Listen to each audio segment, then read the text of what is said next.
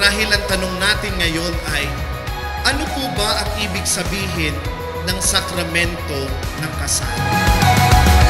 There were walls between us. By the cross you came and broke them down. You broke them down. And there were chains around us. By your grace we are no longer bound. Love. This diamond symbolizes you because of your beauty and simplicity. That is very hard to find. I will wait for you in the altar. I love you so much. You know? Your love is greater. Your love is stronger.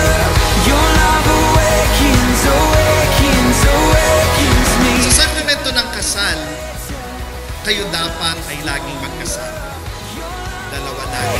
Awakens, awakens me. Your love awakens me.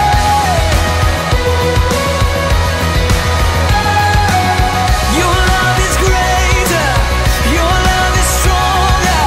Seldar, bukal ba sa iyong loob ang iyong pagparito upang makaisang dibdib si Chino na iyong pakamamahalin at paglilingkuran habang buhay?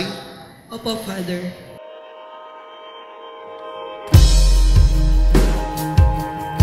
Ay, mahal. Alam ko, lahat ng ito ay buong loob ng Panginoon sa ating dalawa. I love you and I hope you will love the gift coming from the bottom of my heart.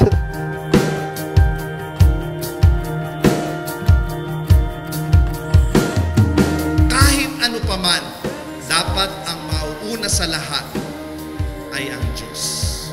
Dahil siya ang magpapatibay sa inyong pagsasama bilang isa. Siya ang hahawak sa inyo.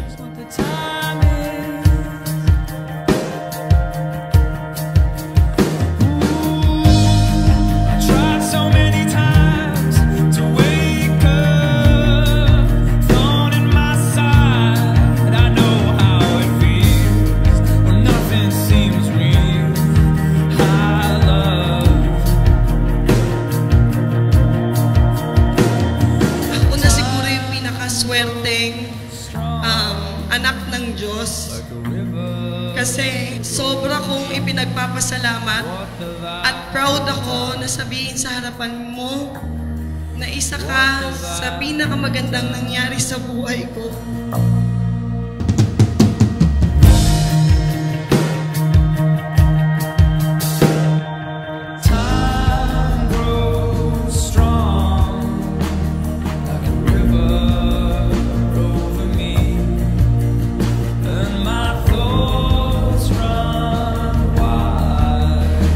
Years ago, a girl sit in the front of me, and I never thought that day yung babae pala na yun yung pala yung future ko. Salamat sa pagkakataon na binigay mo sa akin. Pinapangako ko sa harap ng Diyos na kahit anong pagsubok na dumating sa ating buhay, ako'y mananatiling sa tabi mo.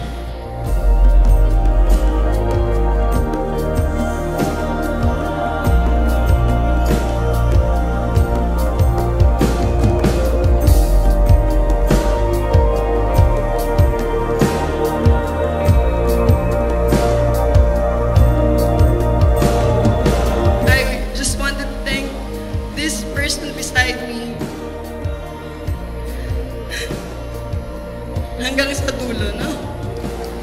And Chino, you may now kiss your bride.